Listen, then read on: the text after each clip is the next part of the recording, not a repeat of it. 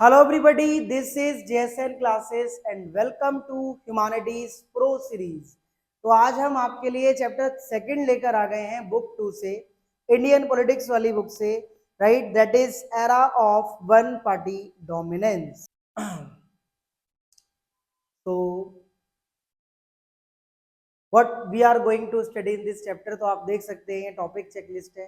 ये टॉपिक हम कवर करेंगे इसी पार्ट में, राइट। तो लास्ट तक वीडियो को देखना, राइट। तो चैप्टर स्टार्ट करते हैं फर्स्ट टॉपिक से, चैलेंजेस ऑफ बिल्डिंग डेमोक्रेसी। देखिए, बिल्डिंग डेमोक्रेसी के टाइम पर जो चैलेंजेस आए थे इस टॉपिक में हम ये समझेंगे, राइट। वैसे तो दिखती बात है, अगर आप कोई भी प्रोसेस, कोई भी बिल्डिंग प्रोसेस कर रहे होते हो तो उस टाइम पर आपके फ्रंट पर चैलेंजेस आते हैं, राइट।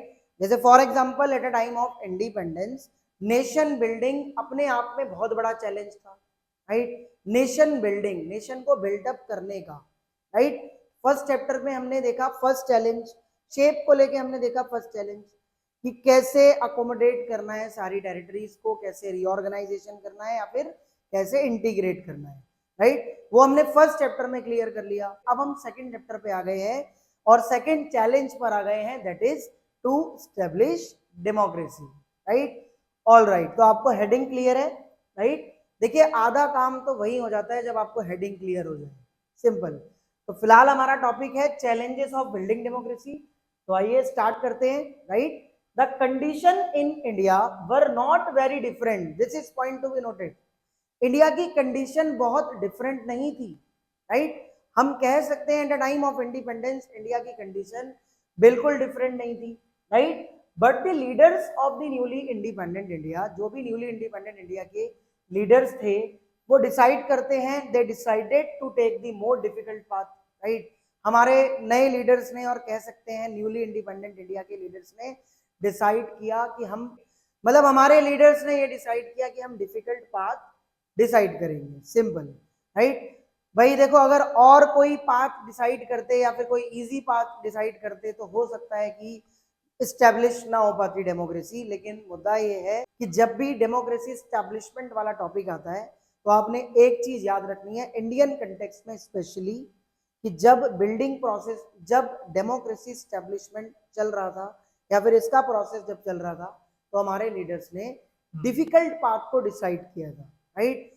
और देखिए, अगर कोई अदर पाथ डिसाइड करते भी तो वो लोगों के लिए सरप्राइज हो जाता, राइट। लोगों से शॉक्ड हो जाते।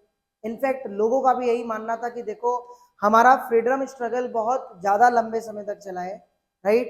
तो भाई आपने डिफिकल्ट पाथ को डिसाइड करना बनता भी है, सिंपल। देखो, any other path would have been surprising for our freedom struggle deeply committed to the idea of democracy, क्योंकि हमारा फ्रीडम स्ट्रगल डीपली कमिटेड था द आइडिया ऑफ डेमोक्रेसी से, राइट। देखो, अगर हमारा फ्रीडम स्ट्रगल, जब हम आजादी को लेकर संघर्ष कर रहे थे या फिर कह सकते हैं ड्यूरिंग द नेशनलिज्म मूवमेंट, उस टाइम पर हमारा फ्रीडम स्ट्रगल डीपली कमिटेड था, एसोसिएटेड था द आइडिया ऑफ डेमोक्रेसी से, राइट, लोकतंत्र की विचार से।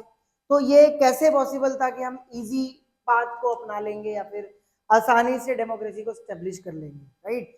देखो, बहुत डिफिकल्ट ये भी था डेमोक्रेसी को स्टेब्लिश करना, कि खाली कॉन्स्टिट्यूशन को अप्लाई करने से डेमोक्रेसी स्टेब्लिश नहीं हो जाती, राइट। लीडर्स को बहुत सारे इनिशिएटिव्स लेने पड़ते हैं, मल्टीपल इनिशिएटिव्स लेने पड़ते हैं कि ये वाला पाथ हम डिसाइड करेंगे, ये वाला पाथ हम डिसाइड करेंगे, ऐसे चलेंगे, थोड़ा डिफिकल्ट पाथ हमें डिसाइड करना है, राइट, ताकि आगे मतलब दिक्कतें ना आए, right. This is point to be noted. तो ये पॉइंट आपने नोट करना है कि हमारे लीडर्स ने डिफिकल्ट पाथ को डिसाइड किया था, और अगर कोई अदर पाथ डिसाइड करते भी तो वो लोगों के लिए सरप्राइजिंग हो जाता, राइट, बिकॉज हमारा freedom struggle was deeply committed the idea of democracy. Is that clear? बिल्कुल। So our leaders were conscious of the critical role politics in any democracy, right?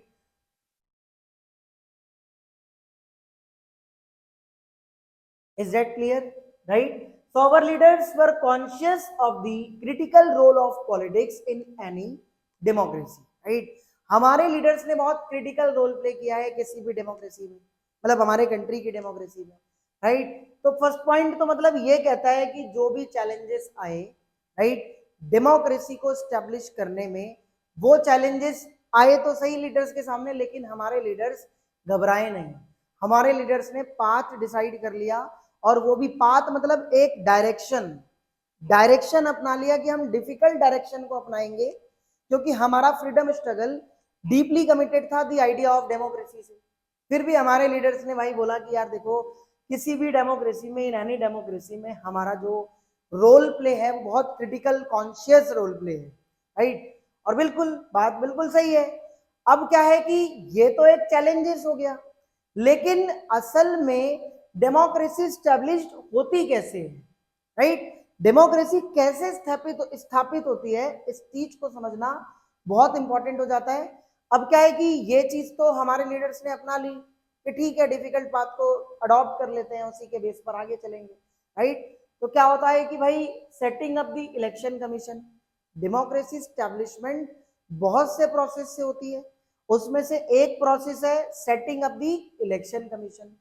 Because अगर आपने डेमोक्रेटिक इलेक्शन हेल्ड कराना है तो उसके लिए election commission का structure चाहिए होता है, right. Without any election commission तो पॉसिबल नहीं है कि आप डेमोक्रेटिक इलेक्शन होल्ड करा सको, राइट। तो देखो, सबसे पहले हम समझेंगे सेटिंग अप, यानी इलेक्शन कमीशन का कैसे सेटअप हुआ, कब हुआ, राइट। और इलेक्शन कमीशन को किन किन चीजों की रिक्वायरमेंट होती है, राइट। तो देखो, बहुत इजी ये भी नहीं था कि डेमोक्रेसी स्टैब्लिश कर ले, बहुत से चैलेंजेस आए थे, राइट। तो this is point to be noted, आपने एक एक पॉइंट को नोट करना है ये सारे, राइट। तो समझते हैं कि setting up the election commission, the constitution was adopted on 26 of November 1949। सभी को पता है, 11th क्लास में पढ़ के आए हो कि हमारा कॉन्स्टिट्यूशन इस दिन अडॉप्ट हुआ था, एंड साइंड 24 ऑफ जनवरी 1950। कब साइंड हुआ था? 24 ऑफ जनवरी 1950 में। और कब अप्लाई हुआ था? It came into effect on 26 of Jain 1950 को। Is that clear? पता होना चाहिए आपको कि सबसे पहले तो हमारा कॉन्स्टिट्यूशन कब अडॉप्ट हुआ, राइट, और कंट्री ने कब साइन किया एग्रीमेंट पर, और उसके बाद कब अप्लाई हुआ। तो ये सारी डेट्स क्लियर होनी चाहिए, simple, right. Eight that time the country was being ruled by N interim government. इस टाइम पे कंट्री के अंदर इंटरिम गवर्नमेंट चल रही थी। इंटरिम गवर्नमेंट का मतलब है टेम्पोरेरी गवर्नमेंट, तो जो कुछ समय के लिए है, क्योंकि इलेक्शन होल्ड कराना इतना इजी तो था नहीं आफ्टर इंडिपेंडेंस इमीडिएटली, राइट। अब इलेक्शन होल्ड कराना है तो ये सारा प्रोसेस आपने करना पड़ेगा, राइट। अब क्या है कि तभी तो टॉपिक का नाम है building democracy, challenges of building democracy. तभी तो टॉपिक का नाम है challenges of building democracy, right. Democracy को स्टैब्लिश करना अपने आप में बहुत बड़ी चुनौती जरूर थी, लेकिन हाँ, डेमोक्रेटिक इलेक्शन कराने के लिए स्ट्रक्चर जो चाहिए होता है वो ये चाहिए होता है, इलेक्शन कमीशन, राइट।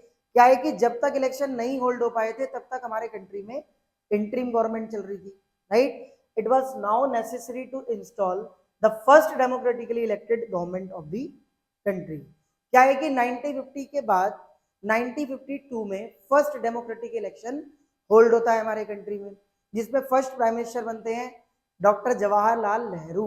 ये याद रखना है आपने, राइट। अब क्या है कि इट वाज, अब क्या है कि भाई देखो, बहुत जरूरी है कि first democratically elected government country के अंदर होल्ड हो, राइट। बहुत जरूरी है इलेक्टेड गवर्नमेंट होना, और बहुत जरूरी है इलेक्शन होना, simple, right.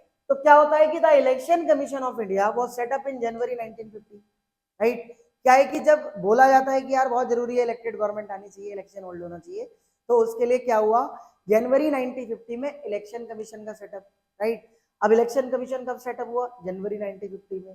First election commissioner कौन थे? Sukumar Sen became the first chief election commissioner. This is point to be noted, right. The country the first general election were expected some time in 1950 itself। क्या है कि जनवरी 1950 में जब election commission आया तो election commission के आने से भी इलेक्शन होल्ड नहीं होता, और भी प्रोसेस फॉलो करना पड़ता है, राइट। मतलब और भी कुछ रिक्वायरमेंट्स होती हैं इलेक्शन को होल्ड कराने की।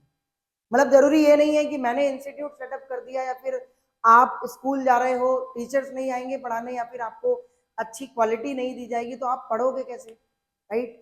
कहने का मतलब यह है कि इलेक्शन कमीशन तो सेटअप हो गया जनवरी 1950 में। अब क्या है कि इलेक्शन कमीशन सेटअप होने के बाद भी इलेक्शन कमीशन को कुछ प्रोसेस चाहिए होता है, क्या कि भाई ये चीज होनी चाहिए, ये चीज होनी चाहिए। ऐसे, तब हम इलेक्शन होल्ड कराएंगे, राइट। तो ये भी मतलब आपको पूरा पॉइंट पता होना चाहिए, राइट। तो फर्स्ट था challenges of building democracy, right. Building democracy वाले प्रोसेस में कौन कौन से चैलेंजेस आए। उसके बाद इलेक्शन कमीशन सेटअप हुआ। इलेक्शन कमीशन सेटअप हुआ तो बिल्कुल यार दिखती बात है कि अब बहुत जल्दी तैयारी है इलेक्शन को होल्ड कराने की, लेकिन बिफोर होल्ड द इलेक्शन और भी प्रोसेस है जो हमें मानना पड़ेगा, सिंपल, राइट। तो देखेंगे कौन सा प्रोसेस है भाई, क्या होता है, और कुछ प्रॉब्लम्स भी आती हैं, ये भी आपको पता होना चाहिए, राइट। क्या है कि इलेक्शन कमीशन जब सेटअप हो गया तो कुछ प्रॉब्लम्स इश्यूज फ्रंट पर आते हैं इलेक्शन कमीशन के सामने, मतलब इलेक्शन कमीशन के सामने कुछ प्रॉब्लम्स आती है, कुछ इश्यूज आते हैं। क्या थी वो प्रॉब्लम्स, क्या थे वो इश्यूज, राइट। तो देखो, to conduct election properly determination of electoral constitution is required by the election commission. क्या है कि इलेक्शन कमीशन को ना इन चीजों की बहुत जरूरत होती है अगर इलेक्शन कमीशन को इलेक्शन होल्ड कराना है, राइट। तो बिल्कुल दिखती बात है कि भाई डिटर्मिनेशन ऑफ इलेक्टोरल कॉन्स्टिट्यूशन होना चाहिए, इलेक्टोरल रोल्स कि कितने परसेंट वोटर्स एलिजिबल है, राइट। पता होना चाहिए कि भाई फॉर एग्जांपल इंडिया में इलेक्शन है तो ये पता होना चाहिए कि वोटर्स कितने परसेंट है जो वोट देंगे, राइट। फॉर एग्जाम्पल, कहने का मतलब ये है कि इलेक्शन कमीशन के सामने सबसे बड़ी प्रॉब्लम थी कि हमारे कंट्री के अंदर सर्वे कराया जाए और सर्वे में पता चले कि कितने percent voters are eligible, right. एक प्रॉब्लम ये आ रही थी। अब आप प्रॉपर इलेक्शन अगर होल्ड कराना चाहते हैं तो ये चीज तो पूरी करनी होगी, सिंपल दिखती बात है, राइट। तो होता यह है कि when the first draft of the roll was published, जब फर्स्ट इलेक्टोरल रोल पब्लिश्ड हुआ था, इलेक्टोरल रोल में क्या होता है, ये होता है कि इतने percent voters are eligible, this is point to be noted, right. It was discovered that the names of nearly 40 lakh women were not recorded in the list. क्या है कि जब फर्स्ट ड्राफ्ट हुआ रोल तो उसमें 40 लाख वुमेन का तो रिकॉर्ड में ही नाम नहीं था, उसमें से 40 लाख वुमेन का तो रिकॉर्ड ही नहीं था लिस्ट के अंदर, राइट। तो ये प्रॉब्लम आई, इश्यूज थे, राइट। क्या है कि प्रॉब्लम ये आई कि जब इलेक्टोरल रोल फर्स्ट ड्राफ्ट हुआ, जब इलेक्शन की वोटर्स लिस्ट तैयार हुई तो उसमें 40 लाख वुमेन का तो रिकॉर्ड ही नहीं था, नेम ही नहीं था। स्टिल वो एलिजिबल थे वोट के, मतलब वोट देने के। तो ये ऐसा क्यों हो पाया, बिकॉज उस टाइम पर हमारे कंट्री में ना, वैसे तो आज का टाइम कुछ और है, लेकिन उस टाइम पर इलिटरेट पॉपुलेशन ज्यादा थी, अनएजुकेटेड लोग ज्यादा थे, राइट। लोगों को ढंग से अपना नाम मतलब पता नहीं होता था, कैसे भाई टाइटल से तो नाम की पहचान होती थी, शर्मा जी का बेटा, मिश्रा जी की बेटी, इस तरीके से 40 लाख वुमेन का तो रिकॉर्ड ही नहीं हो पाया लिस्ट के अंदर, राइट। तो एक तो प्रॉब्लम ये फेस करनी पड़ी। उसके बाद the election commission refuse to accept these entries and order or revision if possible and deletion if necessary, right. Election commission ने रिफ्यूज कर दिया कि हम इस लिस्ट को एक्सेप्ट नहीं करेंगे, दोबारा से आप लिस्ट यानी दोबारा से आप इलेक्टोरल रोल को प्रिपेयर करो, राइट। ये है कहने का मतलब कि फर्स्ट इलेक्टोरल रोल तो फेल रहा था, राइट। इलेक्शन कमीशन ने एक्सेप्ट करने से मना कर दिया और बोल दिया कि भाई देखो सेकंड इलेक्टोरल रोल की लिस्ट तैयार करो, राइट। जब सेकंड लिस्ट तैयार हुई तो at that time there were 17 crore eligible voters, 17 crore eligible voters आए, who had to elect about 32 MLAs, जिसमें इतने MLAs इलेक्ट हुए एंड 489 मेंबर्स ऑफ लोकसभा, मतलब MP पार्लियामेंट के members. Only 15% of these eligible voter were literate. क्या है कि only 15% of these eligible voters were literate. क्या है कि ओवरऑल एलिजिबल वोटर्स में से ओनली 15% जो पॉपुलेशन थी वो लिटरेट थी, मतलब एजुकेटेड थी। कह सकते हैं कि फर्स्ट इलेक्टोरल रोल तो फेल रहा था, इलेक्शन कमीशन के सामने ये प्रॉब्लम आई, उसने रिजेक्ट कर दिया। सेकंड इलेक्टोरल रोल जब ड्राफ्ट हुआ तो उसमें 17 करोड़ एलिजिबल वोटर्स निकल के आए, जिसमें इतने एमएलए इलेक्ट होते हैं और इतने मेंबर्स ऑफ लोकसभा इलेक्ट होते हैं, राइट। और उसके बाद ये देखा जाता है कि भाई ओनली 15% जो वोटर्स थे वो लिटरेट थे, एजुकेटेड थे, राइट। तो ये कई बार वन मार्कर क्वेश्चन आने के चांसेस रह जाते हैं, ये भी आपने याद रखना है। And then therefore the election commission had to think of some special method of voting. क्या है कि अब इलेक्शन कमीशन क्या करेगा, जब ये सारी चीजें हो गई हैं तो कुछ स्पेशल मेथड तैयार करेगा वोटिंग का, वो स्पेशल मेथड क्या था? The election commission trained over 3 lakh officers, 3 lakh officers को ट्रेन करना, polling staff to conduct the election, polling staff को वहां पर एग्जिस्ट करना, जहां पर पोलिंग बूथ होता है ना, वोटिंग डे वाले दिन ड्यूटीज लगती हैं लोगों की, मतलब जो भी हैं जिनकी लगाई जाती है उनकी लगती है ड्यूटीज, राइट। तो ये सारे मेथड्स को मतलब अब क्या है कि इलेक्शन कमीशन तैयार कर रहा है, तो कई बार ये भी 1 मार्कर क्वेश्चन आने के चांसेस रहते हैं।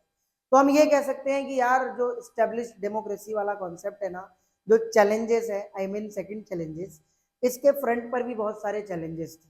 मतलब खाली इतना काफी नहीं था कि कॉन्स्टिट्यूशन आ गया, राइट, उस पर एग्रीमेंट साइन कर दिया और उसे अप्लाई कर दिया, राइट, यही सफिशिएंट नहीं था डेमोक्रेसी को स्टेब्लिश करने के लिए। डेमोक्रेसी स्टेब्लिशमेंट के आफ्टर इलेक्शन कमीशन सेटअप करना भी एक चैलेंज था। ठीक है, सेटअप हो गया, उसके बाद इलेक्शन कमीशन का भी कुछ अपना प्रोसेस है, राइट, उसकी रिक्वायरमेंट्स हैं जो पूरी करनी है। क्या है कि अब इलेक्शन कमीशन के सामने कुछ चैलेंजेस आ गए, कुछ प्रॉब्लम्स आ गई, कोई बात नहीं, वो प्रॉब्लम्स आई, उससे भी पार लगाया किसी तरीके से, हार नहीं मानी भाई। देखो हमारे लीडर्स ने, राइट, हमारे लीडर्स ने जरा सा भी हार नहीं मानी। इनफैक्ट उन्होंने डिफिकल्ट पाथ इसीलिए तो डिसाइड किया था, राइट। देखो क्या है कि जब कभी आप डायरेक्शन डिफिकल्ट अपनाते हो तो ऑब्वियस सी बात है आसान वाली चीज तो हो ही जाती है, डिफिकल्ट तो आप क्रॉस कर ही जाओगे, आसान तो कर ही लोगे, सिंपल, राइट। आई होप आपको समझ आ गया हो। तो अब देखेंगे changing method of voting, voting method कैसे चेंज हुआ, पहले क्या था, उसके बाद क्या आया, फिर उसके बाद क्या आया, right. In the first general election में it was decided to place inside each polling booth a box for each candidate with the election symbol of that candidate। क्या है कि हर पोलिंग बूथ के अंदर एक एक बॉक्स होता था, राइट, हर कैंडिडेट का, जो भी पॉलिटिकल पार्टीज होती थी उसके सिंबल के साथ, right. Each voter was given a blank ballot paper which they had to drop into the box of the candidate they wanted to vote for। क्या है कि कोई भी वोटर एंटर होता है जब पोलिंग बूथ में तो उसको एक ब्लैंक बैलेट पेपर दिया जाता था, राइट। ब्लैंक बैलेट पेपर दे दिया तो भाई कई सारे पॉलिटिकल पार्टीज के बॉक्सेस होते थे, अब जो जिसको वोट करना चाहता है वो ब्लैंक बैलेट पेपर उस बॉक्स में ड्रॉप कर दे, ऐसे वोटिंग होती थी। स्टार्टिंग मेथड ये था वोटिंग का, पता होना चाहिए आपको।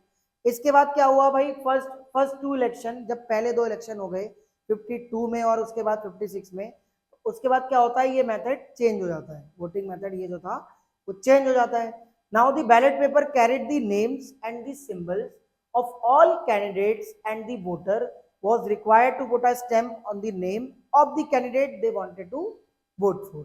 क्या है कि वोटिंग मेथड 1 आपको पता होना चाहिए, इसके बाद चेंज हो गया पहले 2 इलेक्शन के बाद। फर्स्ट सेकंड इलेक्शन के बाद जब थर्ड इलेक्शन हुआ तो उसमें ये मेथड चेंज हो जाता है, राइट। जब ये मेथड चेंज होता है तो अब कौन सा आ गया, जो ब्लैंक बैलेट पेपर होता था अब उस पर नेम वगैरह लिखा है सिंबल के साथ, राइट। अब स्टैंप लगानी है फिर बॉक्स में ड्रॉप करना है, बस खाली इतना काम करना है कि अब उस ब्लैंक बैलेट पेपर में नाम लिखा हुआ है कैंडिडेट का, स्टैंप लगा के विद पॉलिटिकल पार्टी के सिंबल के साथ उसे ड्रॉप कर देना, राइट। ठीक है भाई, ये वाला मेथड भी बदलता है 1990s के एंड में, राइट। अब क्या है कि election commission started using the EVM, electronic voting machine. This is point to be noted, आप सबको ये चीज तो पता ही होगी, राइट। 2004 में पूरे कंट्री में ईवीएम शिफ्ट हो गया, मतलब वोटिंग मेथड पूरे कंट्री में हर इलेक्शंस में ईवीएम शिफ्ट हो गया, हर जनरल इलेक्शंस में, राइट। तो ईवीएम आप देख सकते हो ऐसे होती है, मान लो यहाँ पर ये आम आदमी पार्टी हुई, यहाँ पर कांग्रेस, यहाँ पर बीजेपी, पुश बटन, यहाँ पर आपने दे दिया भाई, ठीक है, इसको वोट देना है, राइट। कॉन्सेप्ट पकड़ते जाओ बस, क्या है क्या नहीं, वोटिंग मेथड पता होना चाहिए, पहला क्या था, दूसरा क्या था, तीसरा क्या है, is that clear, right. All right, तो भाई ये था पूरा टॉपिक कि कैसे स्टेब्लिश हुई डेमोक्रेसी। चलिए भाई अब समझेंगे कांग्रेस का dominance in the first 3 general elections, right. First 3 general elections में कांग्रेस का डोमिनेंस कैसे देखा गया, राइट। इसी चीज पर बेस्ड है ये पूरा chapter, right. Chapter name is जैसे era of one party dominance, तो इसका मतलब ये नहीं है कि वन पार्टी सिस्टम चल रहा है, वन पार्टी का डोमिनेंस है, राइट। तो एरा वन पार्टी का आप देख सकते हो फर्स्ट 3 जनरल इलेक्शन में देखा गया, और वो वन पार्टी और कोई नहीं, कांग्रेस थी, राइट। ऐसा क्या करा इसने कि भाई फर्स्ट 3 इलेक्शंस में इसकी विन हुई, ये जीती, राइट। ऐसा इसमें क्या था?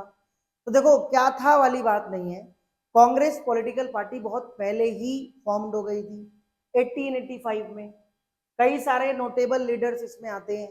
नोटेबल लीडर्स मतलब आप देख सकते हो कि ये सारे नोटेबल लीडर्स इसमें आते हैं, सिंपल, राइट। तो इन सब से ही मिलकर कांग्रेस पॉलिटिकल पार्टी फॉर्म्ड हुई थी 1885 में, राइट। और दूसरी चीज आपको याद रखनी है कि जब इंडिया का नेशनलिज्म मूवमेंट स्टार्ट हुआ था, तो during the nationalism movement Congress ने अपने आप को इनहेरिट कर लिया था, राइट। मतलब ये कह सकते हैं कि कांग्रेस का ना important role play national movement के चलते भी देखा गया। और बहुत सारे लीडर्स, नोट करने वाले लीडर्स, उनका भी नाम पॉपुलर होता देखा। जैसे सरदार वल्लभ भाई पटेल खेड़ा सत्याग्रह से पॉपुलर हुए थे, बरदोली सत्याग्रह से तो और हो गए थे। तो मतलब ये कह सकते हैं कई कांग्रेस के लीडर्स नेशनलिज्म मूवमेंट के चलते बहुत अच्छे दिखाई देते हैं और बहुत पॉपुलर होते दिखते हैं, राइट। तो हम ये नहीं कह सकते कि Congress political party after independence आई और फर्स्ट इलेक्शन होल्ड हो गया और भाई वो जीत गई, नहीं। बहुत एक्सपीरियंस गेन कर लिया था भैया, राइट। जिस तरीके से आज कांग्रेस की हालत है ना, मतलब हम ये नहीं कह सकते कि भाई देखो मैं पॉलिटिक्स में नहीं जाऊंगा, लेकिन मुद्दा आपने समझना है कि वन पार्टी डोमिनेंस का जो एरा था, फर्स्ट तो था फर्स्ट 3 इलेक्शन में, और सेकंड आ गया भाई अब 2014 से 24 तक, राइट। फर्स्ट 3 इलेक्शन में बीजेपी जीतती है, तो दिखती बात है, कह सकते हैं वन पार्टी डोमिनेंस इस समय की बीजेपी है और उस समय की कांग्रेस थी फर्स्ट 3 इलेक्शन में। हेडिंग क्लियर है, राइट। तो चलिए देखते हैं कि भाई क्या है, right. The Indian national Congress was expected to win this election। Expect तो कर ही रही थी इंडियन नेशनल कांग्रेस की भाई फर्स्ट इलेक्शन में वो जीत जाए, राइट। ही Congress party as it was popularly known had inherited the legacy of the national movement, right. अभी मैंने आपको बताया कि नेशनल मूवमेंट में ही इनहेरिटेड कर लिया था, राइट। ये पॉइंट नोट कर लेना। इसके बाद जवाहरलाल नेहरू जी पार्टी हैंड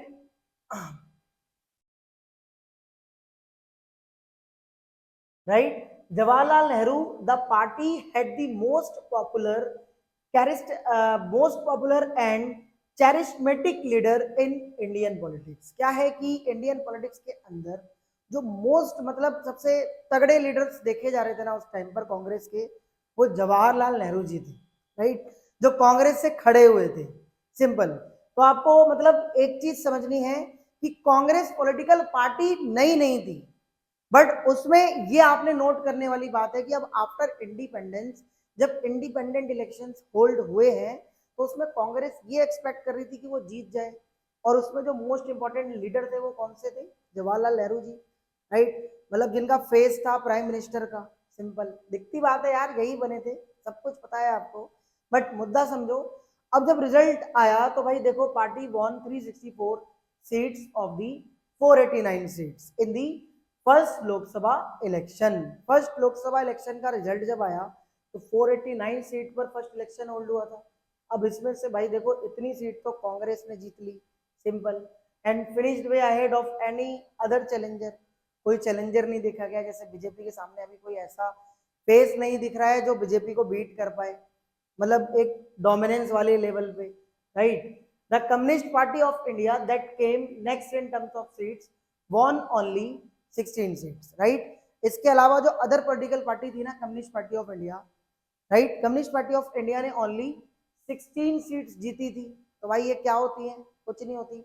और भाई देखो अपोजिशन तो था नहीं, क्योंकि कांग्रेस के अपने फैक्शंस थे, वही रूलिंग वही अपोजिशन। अपोजिशन बाद में इमर्ज होता है, लास्ट टॉपिक में हम समझेंगे कि कैसे इमर्ज होता है, क्या इंपॉर्टेंट रोल प्ले करता है अपोजिशन। तो अभी आप समझो कि जब फर्स्ट लोकसभा इलेक्शन का रिजल्ट आया तो उसमें कांग्रेस ने इतनी सीट विन करी, और कम्युनिस्ट पार्टी ने, मतलब सेकंड लार्जेस्ट पार्टी कौन सी थी जीतने वाली? लार्जेस्ट, वही 16। याद कर लेना, राइट। वन मार्कर क्वेश्चन आने के चांसेस रहते हैं, right. The state election were held with the Lok Sabha election. क्या है कि राज्य वाले चुनाव भी लोकसभा इलेक्शन के साथ होते थे पहले।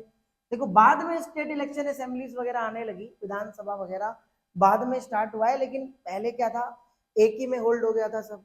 द कांग्रेस स्कोर्ड इधर आ जाता हूँ भाई, दिखना भी चाहिए आपको। The Congress scored big victory in those election as well. क्या है कि सेंट्रल लेवल और स्टेट लेवल दोनों लेवल पे कांग्रेस की एक बिग विक्ट्री होती है, बहुत बड़ी जीत होती है। It won a majority of seats in all states except Travancore, Cochin, part of today's Kerala, Madras, Odisha, right. इन इलाकों को छोड़ दो, बाकी सब इलाकों में, बाकी सब स्टेट्स में कांग्रेस की मेजोरिटी थी, राइट, एक्सेप्ट दिस। ये बातें जनरली बच्चों को पता नहीं होती, बट प्लीज आप इस चीज को समझना कि कांग्रेस की बिग विक्ट्री हुई थी, लेकिन इन स्टेट्स में नहीं हो पाई थी, सिंपल, राइट। तो अब देखेंगे the dominance of the Congress during the period 52 to 62, right. First, second, third, तीनों लोकसभा इलेक्शन में कांग्रेस का डोमिनेंस देखने को मिलता है, राइट। और कांग्रेस फर्स्ट एरा में, मतलब कह सकते हैं era of one party dominance वाले एरा में डोमिनेट करती दिखती है, simple.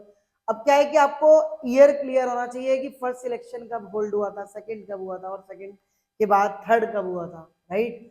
So in the second and third general election held in 1957 and 1962 respectively, क्या है कि सेकंड इलेक्शन कब हेल्ड हुआ था 1957 में, थर्ड जनरल इलेक्शन कब हेल्ड हुआ था 1962 में, right. The Congress maintain the same position in the Lok Sabha bye winning 3/4 of the seats. क्या है कि फर्स्ट तीनों इलेक्शन में, यानी फर्स्ट 3 इलेक्शंस में कांग्रेस डोमिनेट करती है, राइट। तीनों पर मतलब अच्छा खासा दबदबा देखा जाता है और फुल मेजोरिटी के साथ तीनों इलेक्शन में कांग्रेस जीतती है, राइट। तो एक तो आपको ये क्लियर होना चाहिए। इसके बाद आपने समझना है, बहुत मोस्ट इंपॉर्टेंट पॉइंट है, ध्यान से आपने समझना है, the opposition parties could win even 1/10 of the number of seats won by the Congress. क्या है कि कांग्रेस की 1/10 सीट भी मतलब अपोजिशन पार्टी नहीं जीत पाई। कहने का मतलब यह है कि कांग्रेस की इतनी तगड़ी बिग विक्ट्री हुई कि अपोजिशन पार्टी मतलब 1/10 भी नहीं जीत पाती है, राइट। अपोजिशन पार्टी उस टाइम पर आप देख सकते हैं कि वैसे तो कोई अपोजिशन इमर्ज हुआ नहीं था, लेकिन हाँ, communist party of India 16 seats जीतती है, राइट। तो आप काउंट कर लेना, 1/10 सीट्स थोड़ी ना हुई, राइट। भाई अगर अच्छे खासे सीट्स आता तो हम देखते कि यार अपोजिशन कुछ तो आ रहा है, बट हम ये कह सकते हैं कि भाई देखो फर्स्ट सेकंड थर्ड इलेक्शन में तो जो एरा चल रहा था ना, वो वन पार्टी डोमिनेंस का चल रहा था, जैसे आज बीजेपी का एरा चल रहा है। कह सकते हैं कि आप कनेक्ट कर सकते हो, उस टाइम पर कांग्रेस डोमिनेट करती थी, आज के टाइम पर बीजेपी डोमिनेट करती है, राइट। ये आपने समझना है। इसके बाद इन दी स्टेट असेंबली इलेक्शन, अगर बात स्टेट असेंबली इलेक्शन की करें तो भाई लोकसभा इलेक्शन के साथ स्टेट असेंबली इलेक्शन भी चलते थे, राइट।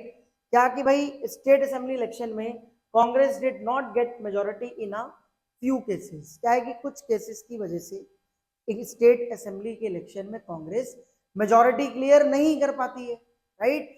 मतलब कुछ केसेस देखे जाते हैं, जैसे हम एक केस तो यहाँ पर देखेंगे जो मोस्ट सिग्निफिकेंट है of these cases was in Kerala 1957। क्या है कि 1957 में केरला का केस बहुत मोस्ट इंपॉर्टेंट माना जाता है, राइट। कहने का मतलब ये है कि कांग्रेस सेंट्रल लेवल पर तो थी, लेकिन अगर स्टेट लेवल की बात करें तो कुछ स्टेट में कांग्रेस को सपोर्ट लॉस हुआ था, और कह सकते हैं कि कुछ स्टेट में मेजोरिटी नहीं आई थी कांग्रेस की। जैसे फॉर एग्जांपल एक केस था भाई, मोस्ट सिग्निफिकेंट केस केरला, मतलब कुछ फ्यू केसेस की वजह से। तो कहने का मतलब है उस फ्यू केसेस में एक केसेस था केरला का। अब केरला के 1957 में जब इलेक्शन हुए तो भाई when a collision led by the CPI form the government. क्या है कि केरला में सीपीआई गवर्नमेंट फॉर्म कर लेती है, कोलिजन बनाने, मतलब गठबंधन सरकार, राइट। सीपीआई गवर्नमेंट फॉर्म कर लेती है, राइट, कोलिजन फॉर्म कर लेती है इस तरीके से। तो भाई इसको और थोड़ा सिंप्लीफाई कर दूं, इस पूरी लाइन को ध्यान से समझना, मैं यहाँ पर नोट कर दूंगा। अगर आपको इस लाइन को सिंप्लीफाई करना है तो आप एक चीज याद रखना, जैसे सेंट्रल लेवल पे तो कांग्रेस डोमिनेट कर ही रही थी, लेकिन अगर हम स्टेट लेवल पे बात करें तो उसमें कुछ केसेस की वजह से कांग्रेस को मेजोरिटी नहीं मिल पा रही थी। जैसे फॉर एग्जांपल जो मोस्ट सिग्निफिकेंट केस है वो केरला का है। तो केरला के एग्जांपल से समझे कि अगर केरला में स्टेट इलेक्शन हुआ तो केरला का स्टेट इलेक्शन था 126, हाँ आई गेस 126 सीट पर। 126 में से 60 सीट किसने जीत ली? अपोजिशन पार्टी, मतलब जो यहाँ की अपोजिशन पार्टी थी CPI, communist party of India, right, इसने जीत ली। अब क्या है कि कांग्रेस ने मात्र यहाँ पर आप ये देख सकते हो 60 के अलावा कांग्रेस के पास 60 तो थी नहीं, 40 के आसपास शायद कांग्रेस की भी सीट आई थी, 40 के आसपास आई गेस, बट मेजोरिटी के लिए चाहिए कितने थे, 63 प्लस। थोड़ा सा यहाँ पर कंजेस्टेड हो रहा है, बट आप ध्यान रखना, फर्स्ट ऑफ ऑल थोड़ा सा स्पेस, ठीक है यहाँ कर लेते हैं। केरला के अंदर स्टेट इलेक्शन हुए 126 सीट पर। अब क्या है कि 126 सीट में से 63 प्लस चाहिए थे मेजोरिटी लाने के लिए, 63 किसी के नहीं आए, 60 आ गए। 60 किसके आए, कम्युनिस्ट पार्टी ऑफ इंडिया के, और कांग्रेस के इससे भी कम आए थे आई गेस 40 के आसपास, तो मेजोरिटी तो किसी की नहीं आई। क्या हुआ कि यहाँ की कम्युनिस्ट पार्टी ने कोलिजन फॉर्म कर लिया, यहाँ लिखा है ना collision led by the CPI form the government. तो इस तरीके से कुछ स्टेट लेवल पे ना कांग्रेस को मेजोरिटी नहीं मिल पाई थी, और सीपीआई सिंगल पार्टी थी स्टेट लेवल पे जिसने सबसे पहले केरला के अंदर, देखो सीपीआई सिंगल पार्टी थी जिसने हमारे कंट्री के अंदर सबसे पहले स्टेट इलेक्शन में कोलिजन फॉर्म किया था केरला के अंदर 1957 इलेक्शन में। ये चीज आपने याद रखनी है। कंजेस्टेड हो गया, लेकिन आपको ध्यान रखना है कि 126 सीट्स में चुनाव हुए, इलेक्शंस हुए, उसमें से 63 प्लस चाहिए थे। अब क्या है कि कांग्रेस को तो मेजोरिटी आई नहीं, बट कम्युनिस्ट पार्टी को 60 सीट मिल गए, 3 सीट फिर भी नहीं आई। तो जैसे तैसे गठबंधन करा, मतलब कोलिजन फॉर्म करा और गवर्नमेंट फॉर्म कर दी, right. Apart from exceptions like this, the Congress controlled the national and all the state government. क्या है कि अगर आप इसके अलावा बात करें कि कांग्रेस की डोमिनेंस क्या थी, तो भाई थी, राइट, मतलब सेंट्रल लेवल पे तो कांग्रेस डोमिनेट कर पा रही थी, और उसी के साथ स्टेट लेवल पर भी अच्छा खासा दबदबा था। कुछ केसेस, कुछ स्टेट छोड़ दो, लेकिन हाँ मोस्ट ऑफ द स्टेट तो फिर भी चल रहे थे, राइट। Is that clear? तो आपको ऐसे क्लियर करना है एग्जाम्पल के साथ, कंफ्यूज मत हो ना बिल्कुल भी, लाइन क्लियर कर लेना बेशक पॉज कर करके कि कैसे, मतलब केरला का क्या एग्जाम्पल है, मतलब क्या है, ये सब कुछ पॉज कर करके आप क्लियर कर लेना, right, right. The Congress won 3 out of every 4 seats. क्या है कि हर 4 में से 3 सीट कांग्रेस जीतती तो थी, but it did not get even half of the votes. क्या है कि हर 4 में से 3 सीट तो कांग्रेस जीत रही थी, लेकिन ओवरऑल वोटिंग शेयर में से, ओवरऑल वोटिंग परसेंट में से हाफ वोट कांग्रेस को नहीं मिल पा रहे थे, राइट। बात समझ पा रहे हो? कहने का मतलब ये है कि हर 4 में से 3 सीट कांग्रेस जीत रही थी, बट टोटल वोट्स में से हाफ वोट्स भी नहीं थे कांग्रेस के पास, मतलब टोटल वोट्स में से हाफ वोट्स भी नहीं थे, सिंपल, राइट। समझ पा रहे हो कि मतलब हर 4 में से 3 सीट तो कांग्रेस जीत रही थी, लेकिन टोटल वोट्स में से हाफ वोट्स भी कांग्रेस को नहीं मिल पा रहे थे, right. In 1952 for example the Congress obtained 45% of the total votes. क्या है कि एक एग्जांपल है 52 का इलेक्शन, राइट। 52 के इलेक्शन में कांग्रेस को ओनली 45% वोट मिले थे, total votes, right, but it manage to win 74% of the seats. लेकिन कांग्रेस ने 74% सीट पर मैनेज किया था। कैसे? क्या होता है कि क्लास 11th में आपने एक सिस्टम पढ़ा है FPTP, फर्स्ट पास दी पोस्ट सिस्टम। होता क्या है कि मतलब आप कंपेयर मत करना सीट को वोट से, राइट। आप मतलब सीट्स को वोट्स के कंपेयर नहीं कर सकते।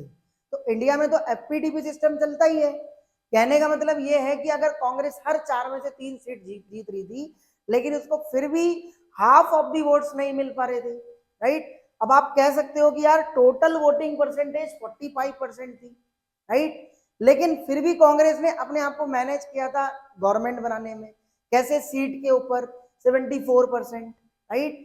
ऐसा सिस्टम इंडिया में चलता है, ये आपने क्लास 11th में पढ़ा हुआ है। इसके अलावा the socialist party the second largest party in terms of votes. In terms of votes मतलब वोट्स की टर्म्स में सेकेंड लार्जेस्ट पार्टी कौन सी थी? सोशलिस्ट पार्टी, जिसने मतलब more than 10% of votes all over the country secure करे थे। ये कई बार ना 1 मार्कर क्वेश्चन आ जाते हैं कि सेकेंड लार्जेस्ट पार्टी कौन सी थी वगैरह ये सब, तो आपने ना कुछ एग्जाम्पल के साथ क्लियर करना है, राइट। बात समझ आ रही है ना कि मतलब 52 के इलेक्शन में कांग्रेस को 45% वोट मिले थे, राइट, लेकिन फिर भी कांग्रेस ने सीट्स के परस्पेक्टिव से 74% मैनेज किया था, 74%। कांग्रेस तो जीती थी ना, बिग विक्ट्री तो हुई थी, राइट।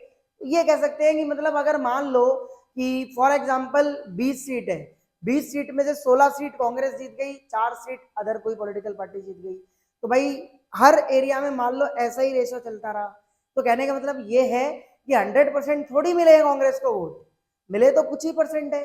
लेकिन मुद्दा ये है कि हर इलाके में कांग्रेस को सबसे ज्यादा वोट्स मिले हैं, राइट, तो उसका परसेंट ज्यादा आ जाएगा जीतने के परस्पेक्टिव से। ऐसे आपने एनालाइज करना है, राइट। मतलब हम ये नहीं कह सकते कि भाई 100% भाई कांग्रेस जीत रही है तो 100% वोट उसे मिला है, नहीं, ये चीज बिल्कुल भी नहीं होती, क्योंकि इंडिया में first pass the post system चलता है, राइट। अब देखो, but the non Congress votes were divided between different rival parties and candidates. क्या है कि नॉन कांग्रेस पार्टी का वोट्स भी क्या था, डिवाइडेड हो गया था, राइट, अलग अलग मतलब राइवल्स पार्टीज के बीच या फिर किसी कैंडिडेट्स जो भी था।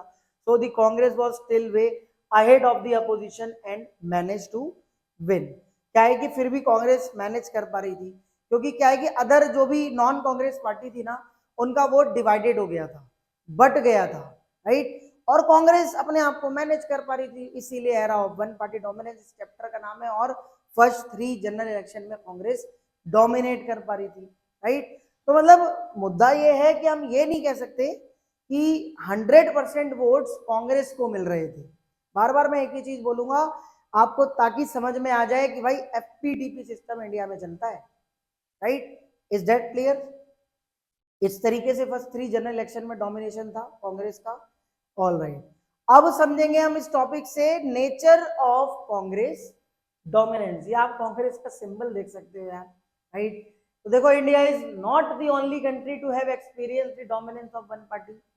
सिंगल कंट्री इंडिया थोड़ी थी पूरे वर्ल्ड में कि जिसको सिर्फ वन पार्टी का एक्सपीरियंस हुआ था, राइट। और भी वर्ल्ड के अंदर कुछ कंट्रीज थी जिसे एक्सपीरियंस वन पार्टी डोमिनेंस का था, राइट। समझेंगे अभी, पेशेंस रखो, right. If we look around the world we find many other examples of one party dominance. पूरे वर्ल्ड में और भी एग्जांपल्स देखेंगे जहां पे वन पार्टी डोमिनेंस था, right. But there is crucial difference between these and the Indian experiences.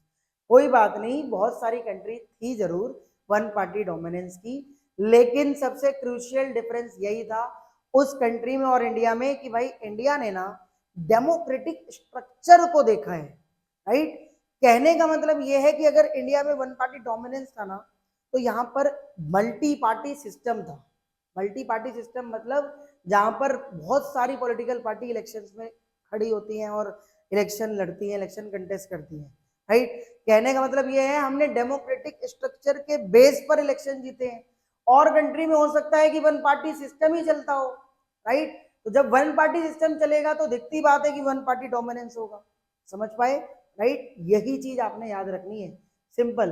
देखो, यही एक क्रूशियल डिफरेंस था और कंट्रीज में और इंडिया के एक्सपीरियंसेस में। अभी हमने ये देखा कि सिंगल कंट्री इंडिया नहीं थी वन पार्टी डोमिनेंस की, वर्ल्ड में बहुत सारे एग्जांपल्स मिल जाते हैं, लेकिन क्रूशियल डिफरेंस यही था कि इंडिया कौन सा पार्टी सिस्टम फॉलो करता था, मल्टी पार्टी। मल्टी पार्टी, और अदर कंट्रीज हो सकता है कि वन पार्टी सिस्टम को फॉलो करती हो, यही डिफरेंस था।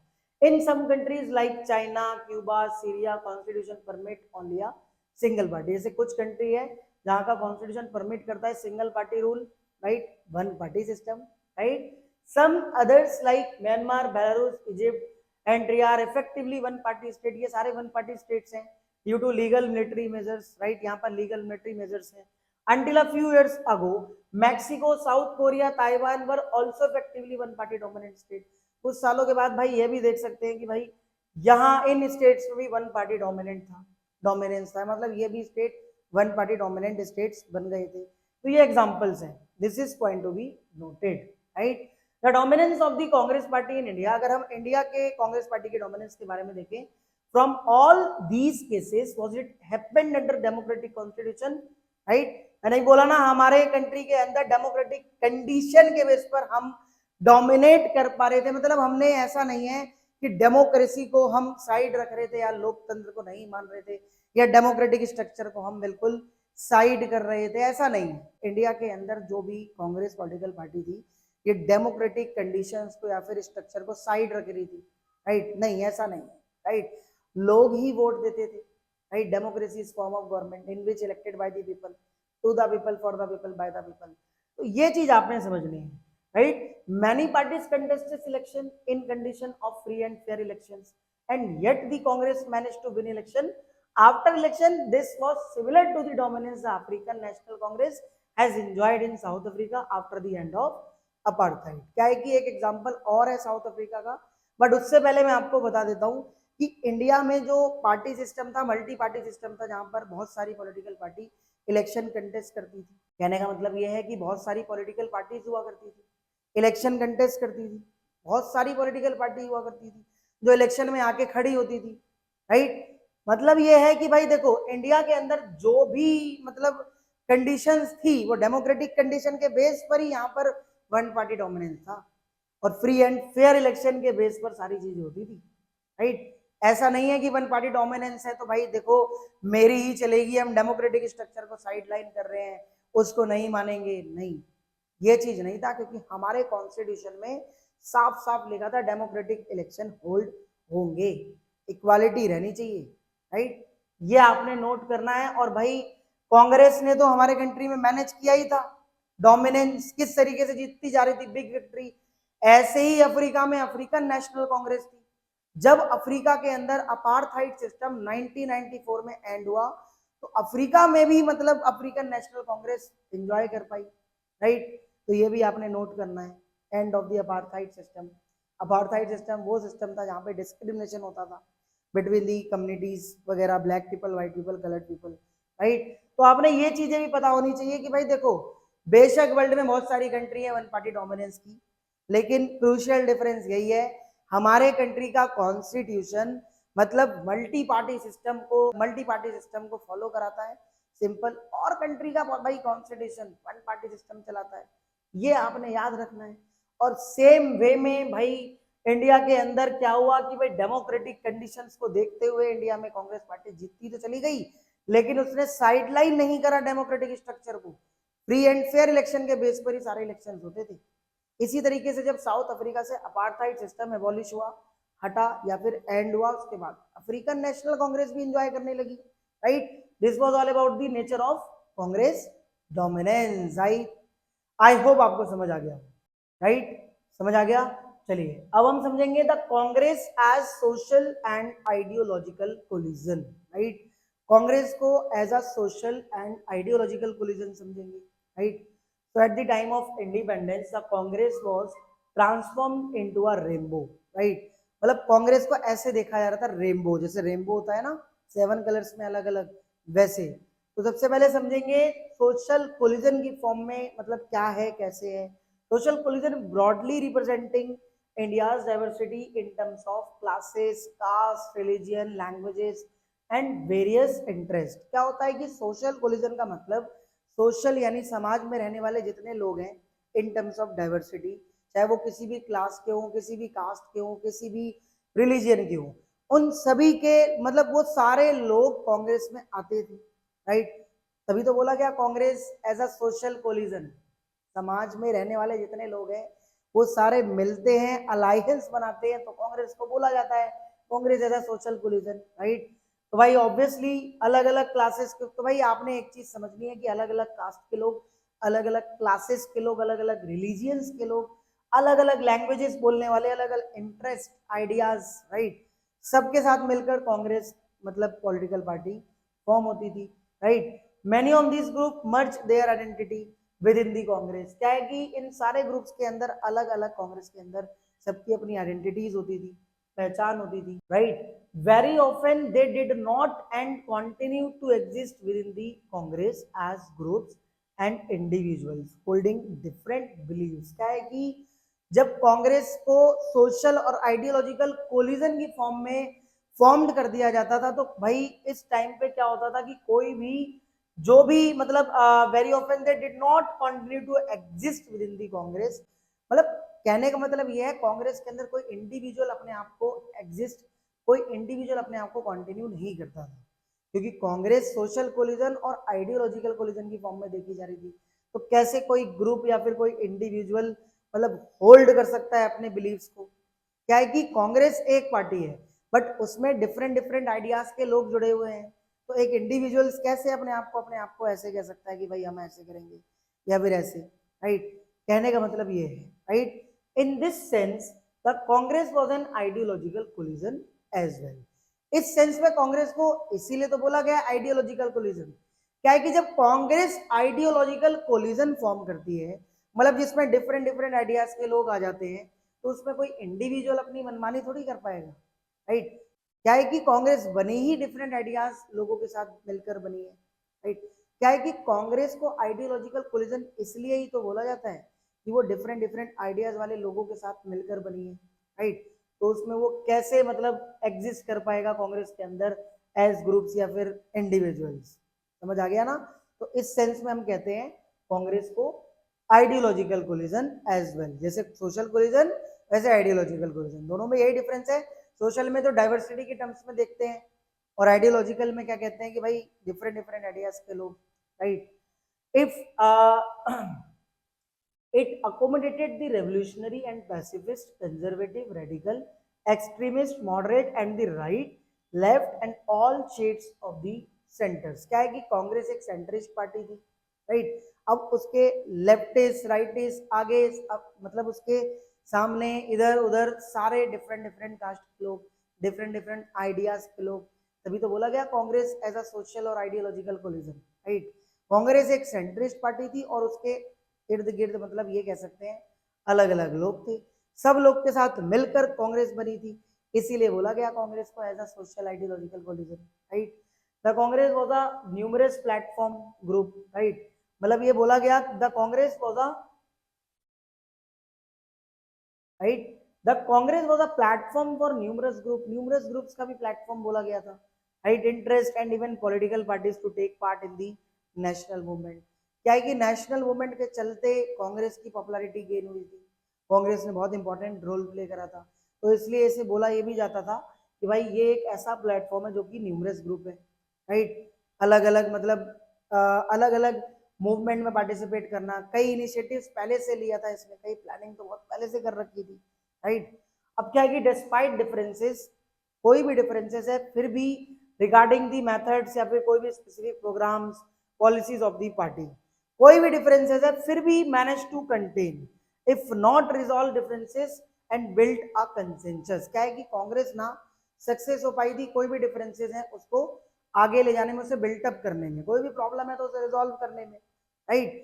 तो देखो कांग्रेस को जब एज अ सोशल और आइडियोलॉजिकल कोलिजन की फॉर्म में देखा जाता है तो उसमें बात यही है, सोशल कोलिजन में डिफरेंट डिफरेंट लोग आ जाते हैं इन terms of diversity, ideological collision में कोई इंडिविजुअल ग्रुप्स नहीं होता बट डिफरेंट डिफरेंट आइडियाज के लोग, अलग अलग विचारधारा के लोग आके इसमें अकोमोडेट हो जाते हैं, राइट। अब क्या है कांग्रेस सेंट्रिस्ट पार्टी है, इसके राइटिस्ट लेफ्टिस्ट जो भी इसके एक्सट्रीमिस्ट जो भी इर्द गिर्द आते हैं वो सारे इसमें मिल जाते हैं, राइट, सिंपल। तो ये Congress as a social ideological coalition था, राइट। अब देखो tolerance and management of faction, मतलब कैसे कांग्रेस टॉलरेट करती थी और कैसे अपने फैक्शंस को, फैक्शंस मतलब यही रूलिंग थी यही अपोजिशन थी, इसके अपने फैक्शंस थे, कैसे टॉलरेट करना कैसे मैनेजमेंट करना, राइट। इस टॉपिक में हम ये समझेंगे। तो देखो फर्स्टली पहली चीज, collision accommodate all those who join it, collision सबको अकोमोडेट करता था, जो भी मतलब जो भी पर्सन इसमें ज्वाइन थे ना, राइट, सोशल कोलिजन में, राइट, सबको अकोमोडेट करके चलते थे। Therefore it has to avoid any extreme position and strike a balance on almost all issues. क्या है कि जो भी इश्यूज था लगभग उन सबको बैलेंस करने का काम कांग्रेस पॉलिटिकल पार्टी करती थी, क्योंकि ये ना बहुत इंक्लूसिव नेचर की थी, कह सकते हैं most inclusive nature, accommodative nature की कांग्रेस पार्टी थी। मतलब कोई भी इश्यूज होगा तो हम उसको मतलब सही करेंगे, ऐसा नहीं है कि मतलब उसको ये कर देंगे वो कर देंगे, बैलेंसिंग करेंगे, राइट। तो compromise and inclusiveness are the hallmark of a collision.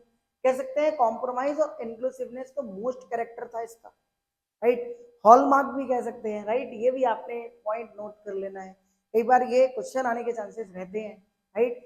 This strategy put the opposition in a difficulty. अब क्या है कि जब कांग्रेस की जो ये स्ट्रेटेजी थी ना, ये अपोजिशन को डेवलप नहीं होने दे रही थी, मतलब अपोजिशन को बिल्कुल डेवलप नहीं होने दे रही। अब क्या Congress as a social ideological collision की फॉर्म में बहुत स्ट्रांग है, राइट। कोई भी इश्यूज होगा तो उसे रिजॉल्व करने का काम भी करेगी, राइट। अब क्या है कि उसका कैरेक्टर भी इनफैक्ट भाई मोस्ट इंक्लूसिव है और कॉम्प्रोमाइज है, राइट। समझौता करेंगे अगर कोई दिक्कत होती है।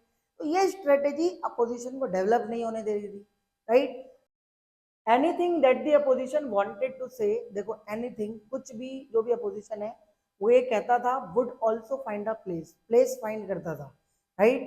प्लेस कौन सा, in the program and ideology of the Congress, Congress में ऐसी कौन सी आइडियोलॉजी है, कौन सी स्कीम्स है, उस प्लेस को फाइंड करो, राइट। फिर भी भाई देखो अपोजिशन को डेवलप नहीं होने दे रही थी कांग्रेस, क्योंकि उसका कैरेक्टर क्या था, मोस्ट इंक्लूसिव और कॉम्प्रोमाइज, राइट। इतना बढ़िया कैरेक्टर था, इतने बढ़िया एडवांटेजेस थे, तो कैसे यार अपोजिशन को डेवलप होने देंगे। बट फिर भी अपोजिशन आगे डेवलप होगा, धैर्य रखो, होगा, राइट। समझेंगे।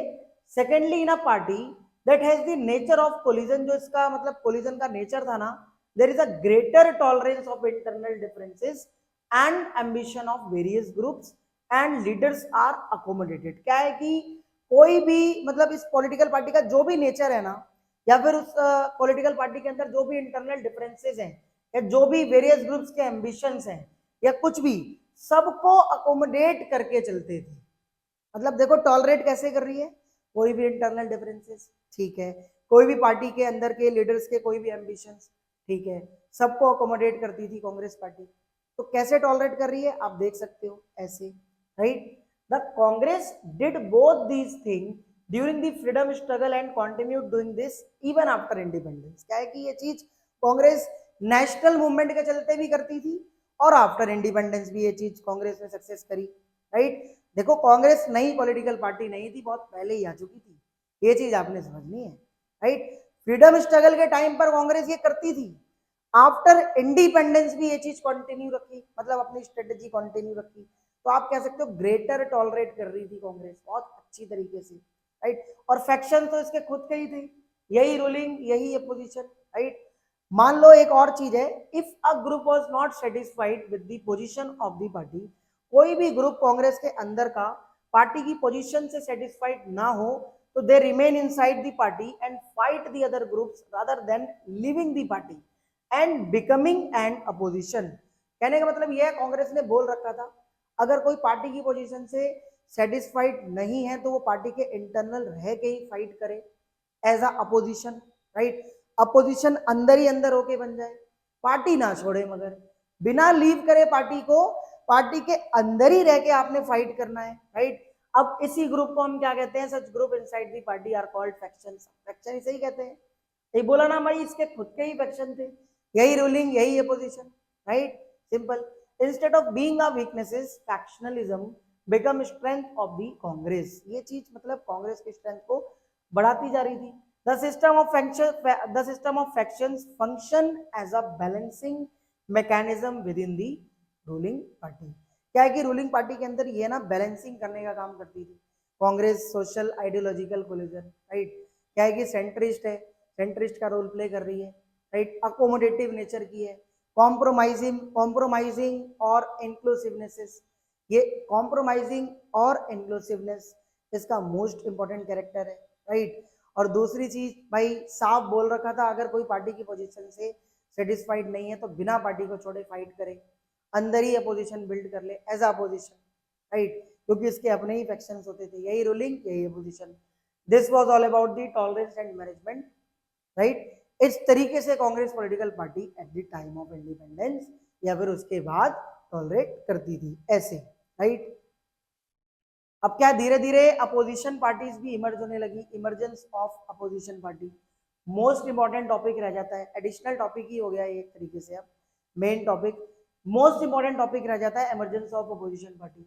देखो, even then India had a larger number of diverse and vibrant opposition parties than many other multi party democracies. क्या है कि इंडिया में ना, राइट, स्टार्टिंग में तो अपोजिशन इमर्ज होता नहीं है, लेकिन हाँ इंडिया में अपोजिशन बहुत सारा रहता है।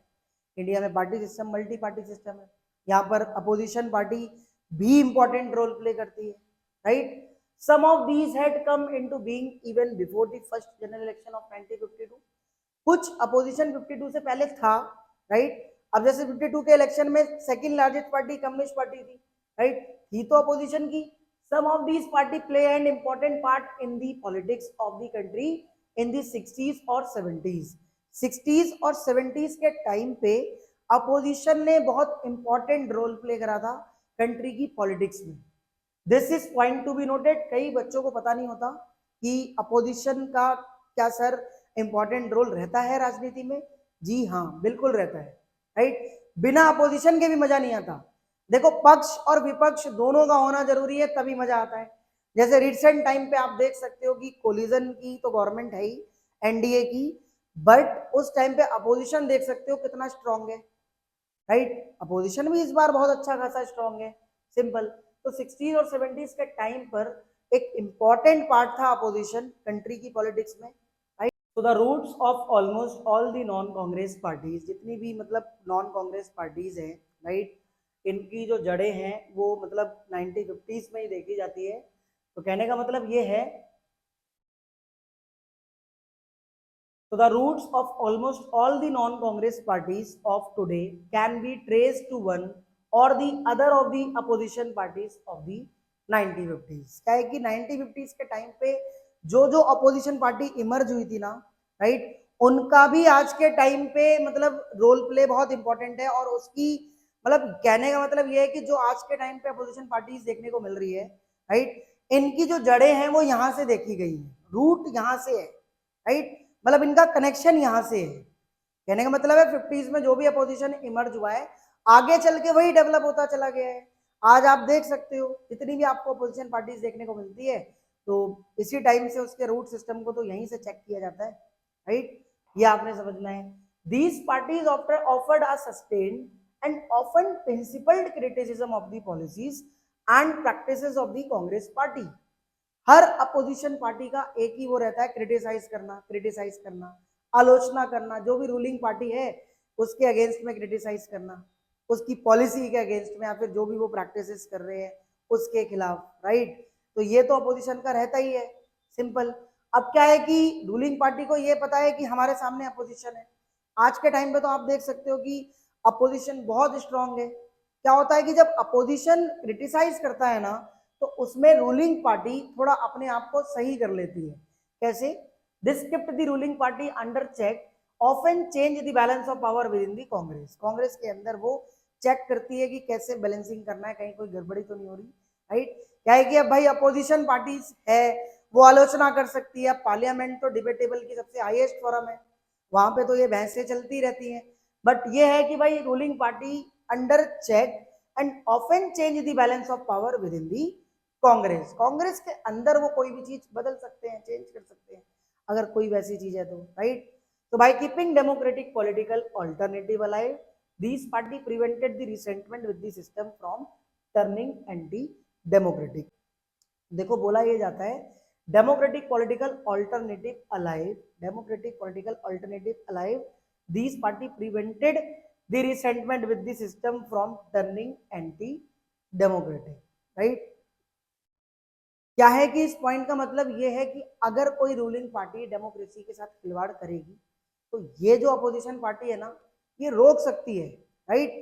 जैसे लोकतंत्र खतरे में है आज के टाइम पे, ऐसा चलता रहता है ना नैरेटिव, राइट। कांग्रेस चिल्लाती रहती है कि भाई सेव डेमोक्रेसी, लोकतंत्र खतरे में है, अपोजिशन के सारे लीडर्स को जेल में डाल रहे हैं वगैरह, राइट।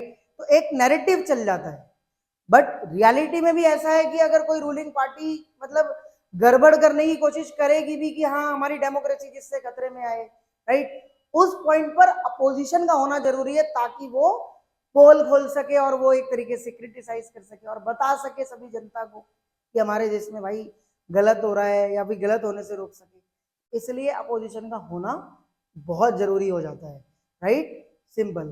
तो इन दी अर्ली ईयर्स में there was a lot of mutual respect between the leaders of the Congress and those of the opposition. Early years में तो बहुत अच्छा कनेक्शन था, क्योंकि कांग्रेस के ही अपने फैक्शंस थे, वही रूलिंग वही opposition, right. So the inclusive character of the national movement led by the Congress enabled it to attract different section।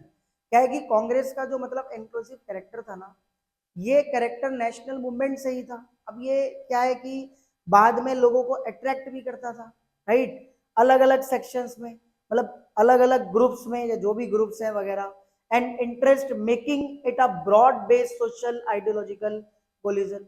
Interest भी बनाता था जो भी सोशल आइडियोलॉजिकल कोलिजन है। आप देख सकते हो कि कांग्रेस सेंट्रिस्ट थी, उसके इर्द गिर्द सारे थे, राइट, सभी से मिलकर कांग्रेस को as a social ideological collision की फॉर्म में देखा जाता था।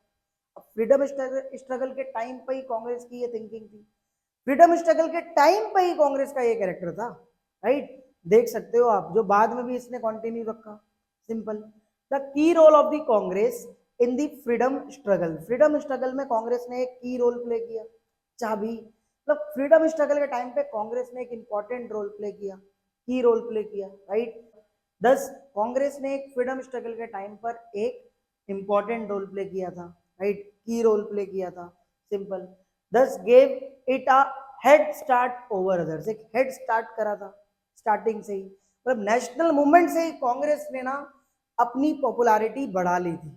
सिंपल, राइट, उसमें कई सारे लीडर्स थे जिनकी पॉपुलैरिटी राइज हुई थी मूवमेंट के टाइम से ही, राइट, उसमें से एक सरदार वल्लभ भाई पटेल भी थे, right. As the ability of the Congress to accommodate all interest, जो भी कांग्रेस की एबिलिटी थी वो सारी चीजों को अकोमोडेट करते थे जो भी इंटरेस्ट होता था, and all aspirants for political power steadily decline, other political party started gaining greater significance. क्या है कि कांग्रेस जब सोशल आइडियोलॉजिकल फॉर्म में देखी जाती थी स्टार्टिंग टाइम पे, बट जब धीरे धीरे समय बीतता चला गया 1967 के बाद से, तो आप ये मान सकते हो अपोजिशन डेवलप होते चला गया, अपोजिशन की सिग्निफिकेंस आने लगी, right, Congress political party decline होने लग जाती है। क्या है कि वन पार्टी डोमिनेंस में सिर्फ फर्स्ट सेकंड थर्ड इलेक्शन में कांग्रेस का डोमिनेंस देखा जाता है, लेकिन फोर्थ इलेक्शन में कांग्रेस की डोमिनेंस स्टॉप हो जाती है, राइट, रुक जाती है। इनफैक्ट फिर भी कांग्रेस ही जीतेगी, लेकिन वो दबदबे वाली जो पोजीशन है ना वो स्ट्रांग हो जाती है, जैसे इस टाइम पर अभी बीजेपी के साथ है, राइट, बिकॉज अपोजिशन स्ट्रांग होने लगता है, अपोजिशन की सिग्निफिकेंस देखी जाती है जब अपोजिशन इमर्ज होता है। तो this was all about the emergence of opposition party. कह सकते हैं देखो भाई ये अपोजिशन का होना जरूरी है, अपोजिशन नहीं होगा ना तो कोई भी रूलिंग पार्टी मनमानी चलाएगी, जैसे मर्जी चलाएगी, राइट, सिंपल। तो ये था पूरा era of one party dominance. I hope आपको समझ आया हो। Thanks for watching.